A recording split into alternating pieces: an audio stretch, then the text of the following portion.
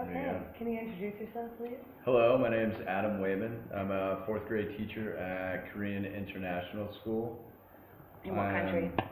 In Vietnam. Yeah. I'm the grade and school coordinator Cool. as well. Oh, can you say your qualifications actually as well? I am a qualified special education teacher from K-12, certified in mental and emotional disabilities with, so specialty in mental and emotional disabilities. Awesome. Okay. Thank you for that, number one. Okay. So, let me first say that a lot of these questions are more geared towards like lesson planning in general, which are definitely what you think of. But like the key for this activity is looking at what you actually do on a daily basis. So feel free to answer honestly the questions I've asked, but also,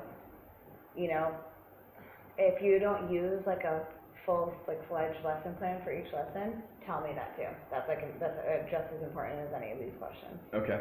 Okay, so how do you normally begin your lesson planning? For example, do you follow the textbook, the curriculum, or do you begin with just like the lesson plan itself? Well, I've been teaching the same grade for 3 years, so lesson planning has kind of died out from it. Mm-hmm. Not as much lesson planning involved.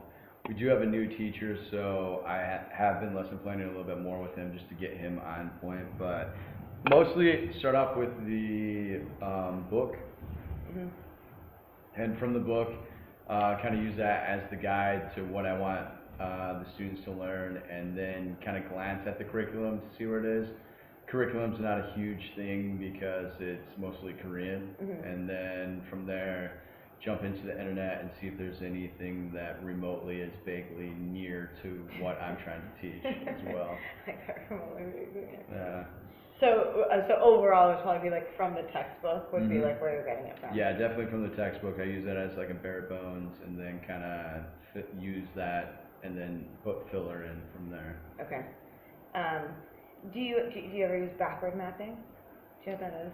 I don't know. I do not use backward mapping for this. I know what it is, but I don't use it. It just doesn't. It's not like qualification for the teaching that I'm doing at the school. Yeah. Okay. Are there any other like strategies to planning that you would use, or? Definitely, because I have mostly non-native speakers. I use a lot of visual aids, use a lot of videos, use a lot of pictures, and then with them I also use mnemonic devices to try to have them memorize things a little bit easier. Just like small little things to use repetition, try to put a picture with the vocabulary words so that they can use that as like a reminder of what they need to do. Mm-hmm. Sorry, a question I didn't send to you because I hadn't thought of it until now. Do you ever consider like building behavior management into your lesson plans? I try to focus on that because I know about it a little bit more. We actually just got a student in that we think has a mental disability. Mm-hmm. So I've been, in my free time, which is not a lot, I've been doing an FBA, a functional behavior analysis on the student. She gets out of her chair constantly. She's always moving around. She's always trying to pull and touch people. It's really different. A lot of the students find it kind of like scary. Yeah. So I'm just kind of like trying to find out what motivates her and what like makes her go off and stuff like that. She just like scratched some kid's face the other day in class on her first day. Okay. I mean, again, sorry, I'm totally going off my question. So you said that now you're really thinking about that. What are some things you might think to include? With that, for what was it again? For including behavior management within a lesson. So what I try to do is I try to keep things as smooth as possible so that the students are engaged the whole entire time. So switching between activities, I try to make it as quick and as smooth, and then with the material, I try to go through it like not quickly, but go through it at like kind of a good pace so that nobody gets lost in it. Yeah. And then randomly call on different students. Now that I know most of their names, randomly call on different students so that they're kind of all on their toes, and definitely have kids come up to the board they seem to really enjoy being able to come up and almost teach like Yeah. other students or show other students how, it's done or Yeah. what they know. Yeah, I know what you mean. How it's done. I totally know what you mean. Okay, sorry, so I totally went off track there, but, so at your school, do you work on, your own to develop all lesson plans, or do you collaborate with your colleagues? And which do you think is like more beneficial, why? I'm a firm believer in collaboration, but I definitely like to have things done a specific way. Many of the teachers that I co-teach with, like they're not on the same level. They're not certified teachers, so they just don't understand the full like idea of what I'm looking for. So I definitely collaborate with people, but then I think afterwards I definitely go through with a fine tooth comb to pick out the things that I like, to pick out the things that I think are necessary.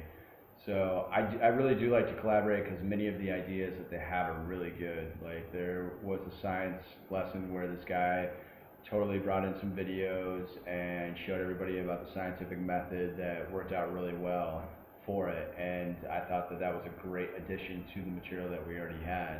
And Are we talking about scientific method? Yep, Yes, talking about the scientific method. Boom, I'm this guy. Yeah, I actually put that in the book. Okay, still Yeah. saying that. Oh yeah. Star Child said he wasn't gonna. Oh god, But, sorry. no, it's all right. I do like to collaborate with other people though.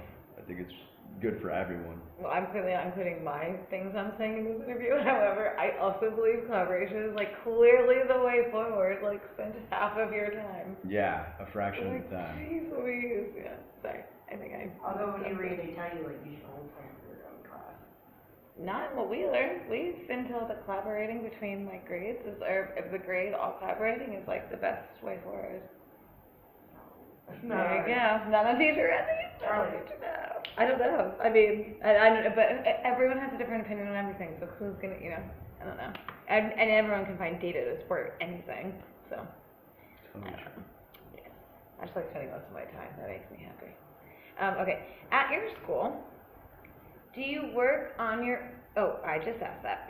How long before the lesson do you have to plan it? So I know you're not planning your lessons now like as regularly because everything's basically planned out. But how much in advance would you say you have to plan it by? Like if you have like a due date or something? I try to do it like a week ahead of time. I try to do it the week before. So if the lesson's on Thursday, the week before I try to start like the Thursday before on it so that I have enough time to go through it because there's definitely things that I put in there and then I want to go be able to leave it and then come back to it with Yeah. a fresh set of eyes and kind of take out things or change things that I don't think will work. So about a week. Oh my gosh, here's a question I've also been thinking of before. Would you prefer to, let's say like every year you're planning lessons, would you prefer to plan them all out at the beginning of the year and then just be teaching essentially throughout the year? Or would you prefer that so that each time you have in mind where you're going next to help you like steer the lesson that way? I guess it's like a personal preference, but the first year that I did it was really stressful where I kind of planned them out as I went. But I almost prefer that because there's other ideas that you can come in. Yeah. But I also like having the material already there and the lesson already there so that I can remember how the lesson was taught and then I can change it if there were things that I didn't like. And that's how it's been in the last like year is that we've had good lessons, but now we're turning them into great lessons Yes, no, that makes because sense. you can polish them or you can make them like a little different with stuff that you learned over the past, like what works, what doesn't work. Yeah, no, okay, I get that, yeah.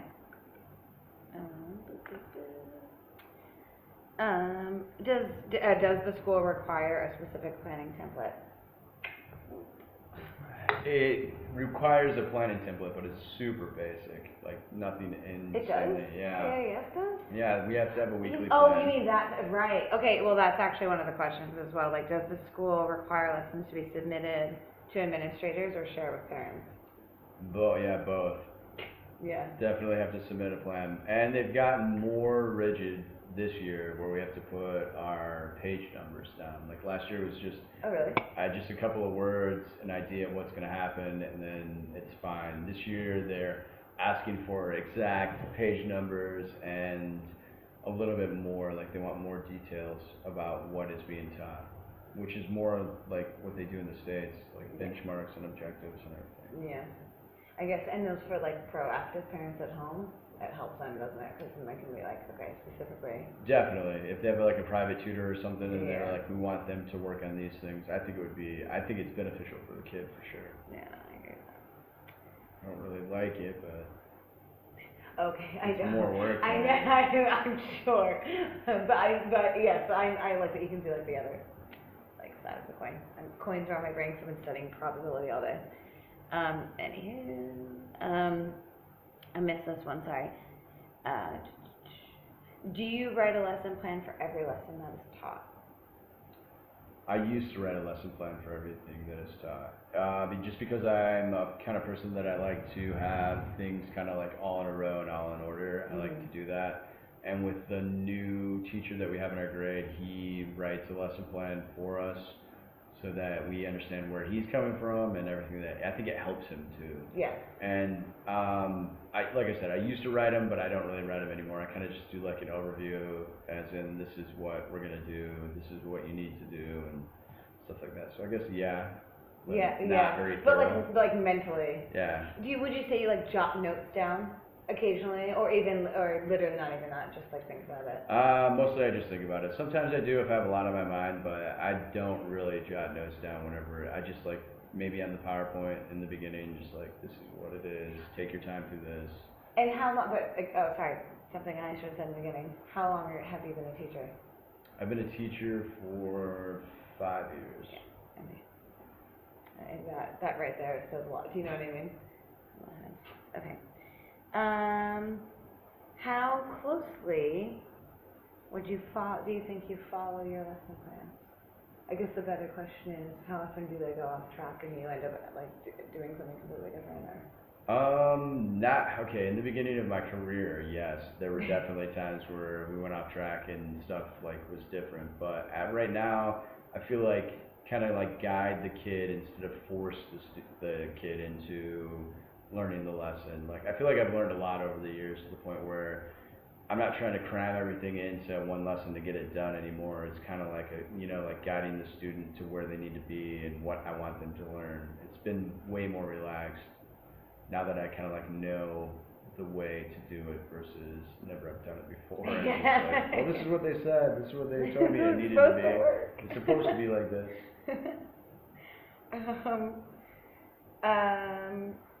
Have you ever had to adapt a lesson while you were teaching? Definitely. Could you like describe an example if you have one? So there was like a science lesson that I had rewritten, and all of the vocabulary words were like extremely hard. The kids were just not engaged. It was very difficult for me to like move forward with it because I knew that they didn't understand it and they didn't really care anymore. So whenever I kind of saw that, I was just like, all right, I need to like really dumb down this material in order for them to understand it a little bit better. And it was kind of like hindsight is 20/20, because after I like looked at the material, I was like, obviously this stuff is way too hard for these kids, because I was like thinking of an average fourth grader, a native speaking fourth grader, and it just was like maybe a second grader is what it should have been like. So I took the vocabulary words and kind of like didn't do any more. I think I had like 10 vocabulary words and I only did like 3 vocabulary words. And I focused on those versus the rest of them, and then kind of talked about them a little bit more. And instead of going through the rest of the lesson, I had students kind of come up to the board and write down their ideas, or maybe draw like a picture of what it was that they thought it was, and like me talking to them about it and kind of telling them what they should be thinking it is, versus going through the rest of the PowerPoint and trying to cram that information into their little heads. It did not work at all. It was a beautiful train wreck is what that was. In the end, did it work out well? Oh yeah, it taught me like a lot of stuff. It taught me to like slow my pace down quite a bit and understand that they don't know everything. They don't know what I know, so I have to like, I don't know, I guess I kind of took it for granted. Like, I didn't understand that they didn't understand. Yeah. So I slowed it down, kind of dumbed it down, and definitely more pictures, definitely more videos, and it ends up working out a little bit better once you like kind of take a step back from it. We're so close. Okay. What is, or some of the most common mistakes that you think teachers make when they're planning and implementing lessons? So I did observations last week, and I saw a ton of teachers, and I felt like they were all no-vice teachers, and one of the biggest things that they did was they moved way too fast through the material. They were trying to get everything in the lesson that they said that they were going to get in the lesson, and I think that was partially because they gave everybody a lesson plan and all the observers, and they were like, this is what we're going to do. Now, I understand that they were trying to do that, but like the kids kind of suffered from it where they didn't understand it and they didn't do it correctly, and it was just kind of rushed.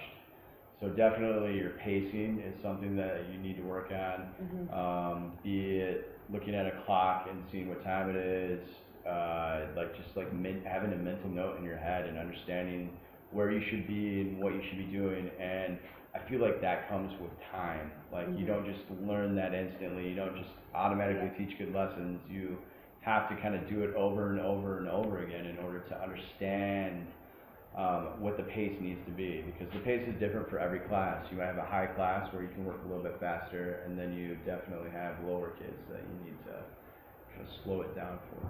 Yeah. That is going on there. Sorry, not that other things aren't, but that was such a good answer. If you said no, guys, Whatever. I'm from the north. it doesn't mean say it that way. It's fine. You I'll can- put in you a little can bubble that cough. says nothing. You can go. Right. What part of the lesson is the most difficult to gauge in the planning process? How heavy the information needs to be. Like, you don't really know a lot of, like, if you are in the beginning of teaching and you don't really know the students that well, how much will they understand, how much won't they understand, and are you making the information too heavy for them to comprehend? One of my co-teachers, brand new to the school, he is rewriting a social book, and he had a horrible time delivering the information to the students because he thought they were up here and they were definitely down here. So he was using big words, he was using lots of words, and he was using them quickly. So he didn't understand that you needed to slow down and kind of like pick apart the words. He should have used about half the words that he used in there, but again, like, he thought he needed to get through the information and thought he had it under control, and it was pretty bad. So just kind of like understand where they're coming from, and if it's too easy, you can always make it more difficult for the kids. You can always bring it up another level. You can always add something to it, versus if it's too difficult, it's hard to dumb something down to the point where they'll understand it if you haven't already planned it. Yeah. Okay. Dun, dun, dun. Do you always have a backup plan for when you run into issues, aka when you're with internet at school? Right? So when I first started teaching, I overplanned and tried to overplan, and that was like the biggest thing for me, was make sure I have enough information for the students to get through. Now it's not a big deal for me because I can do simple stuff like having students come up to the board, or maybe doing like a short little like kind of like nonverbal game or verbal game with them. I just have more tricks up my sleeve now that I'm a little more experienced and kind of understand the game a little bit better. I think they tell you to overplan because you're new to it and you don't want to be done with the information, and then the kids are like, what am I supposed to do? And you're like, what am I supposed to do? What is it? Heads up, 7-Up. That was a great game. Great game. Great game. I don't think that's educational, but yeah. Maybe teamwork? Yes, there we go. You learned that That's one. deduction skills. Probability? Deduction skills. Yeah. There we go. Deduction skills. So I have two more. One's on here, and then one I just like remembered something else on the chapter. Okay, so do you account for differentiated learners in the planning stage, or on the spot? It's a little bit of both. I try to plan, because of my background, I definitely try to plan for differentiated learners, but I have to do it on the spot as well because sometimes it just doesn't work. Whatever Yeah. I plan for, like it still doesn't fully meet their their needs. Yeah. So I do have to plan on the spot for that kind of stuff. But again, I feel like after doing it for a while, I kind of have a feel for it. But I definitely try to plan out like what kids will be able to meet these goals and what kids will be able to meet these goals. Always have extra worksheets or always have something extra to do for the accelerated kids and try to keep it like, I don't know, they told me to do it like a pyramid, like most of the kids are gonna be at the bottom. Mhm. You'll have a little bit more in the middle and then a small amount at top, so. That's what I try to plan for. I try to plan for just like maybe 5 or 6 students being more involved, whereas the majority will be just like for the regular. And then the basic kids, I feel like they'll kind of drop out after you start talking a little bit heavier Yeah. with the middle students. And sorry, this is the last question, and I didn't ask this, but I can't believe I didn't include this because like a lot of our unit is based on formative versus summative assessment. Do you plan and build in formative assessments in your lessons? I definitely do formative and summative assessments. That was one of the major things, and I had no idea what a formative and a summative assessment was until I actually went to school for it and found out what they were. But this year, they have definitely cracked down on the formative and the summative, and I do a lot of formative assessments in the sense where it's just like a real quick review to kind of gauge what the students know, and that kind of helps me to see if I need to go over the material more or these guys got it, it's not a big deal. And I've been trying to tell my co-teachers and my team members that they need to do that a little bit more to gauge what they need to teach and what they don't need to teach, because it's super easy and it's very helpful. And then the summative at the end, obviously, we definitely do those as well with the exams and whatnot. That's basically what it is. It's like the end of the semester exams for the summative. Would you say that like the formative assessment, I mean beyond just talking to students, I know you do that.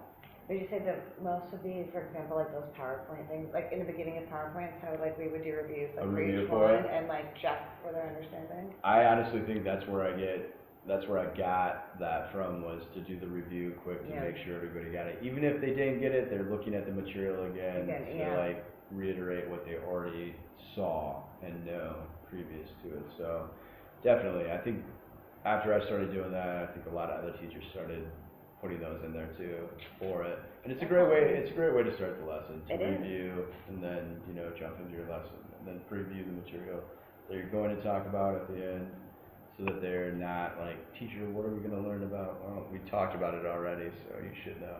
Mm-hmm. One of the other thing that was real helpful and that I started noticing people doing it was putting the objectives on the board, like what you are going to learn today. And it's kind of hard, or you kind of lose sight of that whenever you're teaching non-native speakers. Yeah. Yeah. So it's just like, this is what we're going to do, and you're just focusing on that lesson plan. But it's definitely helpful to put it up there where everybody can see it, because they want to know what they're learning. Mhm. They definitely want to know. And then at the end, you can kind of judge yourself. Did that lesson really, like, I don't know, did it really hit on the spot what the objectives were, or do I need to, like, change some things for it?